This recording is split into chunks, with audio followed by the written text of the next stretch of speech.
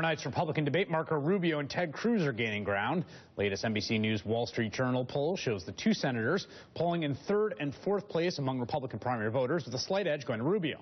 Not only are the two in a statistical dead heat, they are in a statistical dead heat in a contest where the two candidates polling ahead of them are named Ben Carson and Donald Trump, which means in the minds of many in the GOP donor class, Marco Rubio and Ted Cruz are essentially tied for first. And Team Cruz sees an opening. Allied with Cruz has thrown the first punch, highlighting Rubio's support of a failed immigration reform bill in a new ad. We all loved how Marco Rubio took apart Jeb Bush in the debate. Wasn't it great? But what's Rubio ever done? Anything?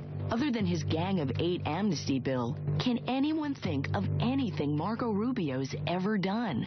Anything at all besides amnesty? Marco Rubio looks good on TV, but that's about it. Ted Cruz for president. Joining me now, a man running for Senator Marco Rubio's seat in the Senate, Congressman Grayson of Florida. Congressman, obviously you want to occupy the seat that Marco Rubio currently does. What is your judgment on whether that's a fair or unfair characterization of his time in the Senate? It's fair. Look at his record. All he did is basically rename September as, what was it, spinal injury month, something like that. He's done nothing of any real value, and it's a shame. I mean, one of the things I'm proud of running for a seat is the fact that Slate magazine said I'm the most effective member of Congress. And in the past 2 years, in the Republican-controlled House, me, a Democrat, I passed 31 amendments, and 15 Grayson bills are now the law of the land. I did more in a single day a few months ago in terms of passing amendments than Rubio's been able to do in 5 years. And I think that matters. You are spending a lot of time with the constituents of Florida, and I find myself wondering how all of this has played to Floridians. Obviously, Rubio has chosen not to seek re-election, so his abandonment of what was his signature legislative accomplishment doesn't really matter in terms of how it plays with Floridians. But I would imagine that there is significant support in Florida for something like the comprehensive immigration bill. Well, I think Rubio obviously has run away from that, and it's interesting that he's being attacked by Cruz. He's being attacked for that by Cruz in an interesting way. Listen to the rest of the ad, and you'll see that what Cruz is saying is that Rubio's done nothing, but what Cruz has done is he stopped the president from stopping things. It's this weird negative vibe that just suffuses the whole ad. He's taking credit for the fact that he stopped the president, he said, from stopping flights to Tel Aviv, something I don't remember, but maybe I missed it.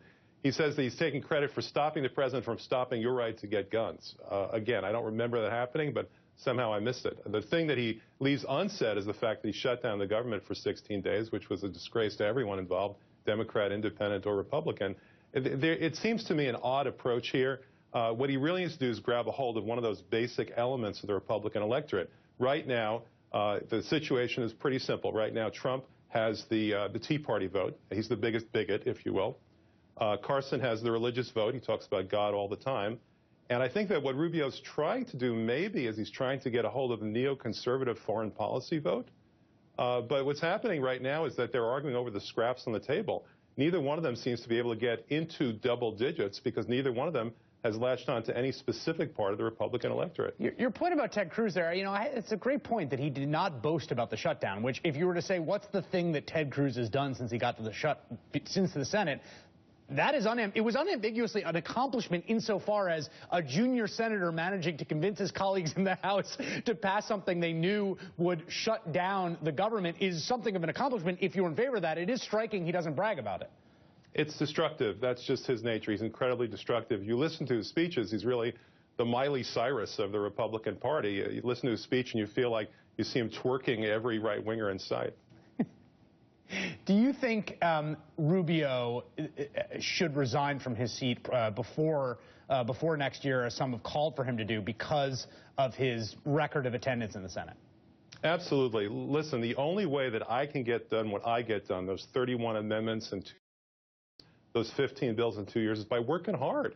And it is possible to get good things done for people. When I moved $40 million from the defense weapons budget into the biomedical research budget, I feel good about that. But the only way to make that happen is to make it happen. And he simply hasn't done that. He has been AWOL on this job. He is no-show Rubio, and he's been that way for 5 years straight. It's time to give someone else a chance to get good things done for people. Do you find, as a legislator, that there are some legislators who evidently love the process of it and some who don't? Well, love is the wrong word. I think there's some of us who understand the power of it, and some of us don't. I mean, a lot of us wake up every day. I'm not one of those, but a lot of us wake up every day simply scratching our heads and wondering, how do I win the next election and keep this job that pays me $174,000 a year? Right. And others of us wake up every day and say, there's 700,000 people who are counting on me to do something good for them in their lives. How could I do that? And it's a big divide. Congressman Allen.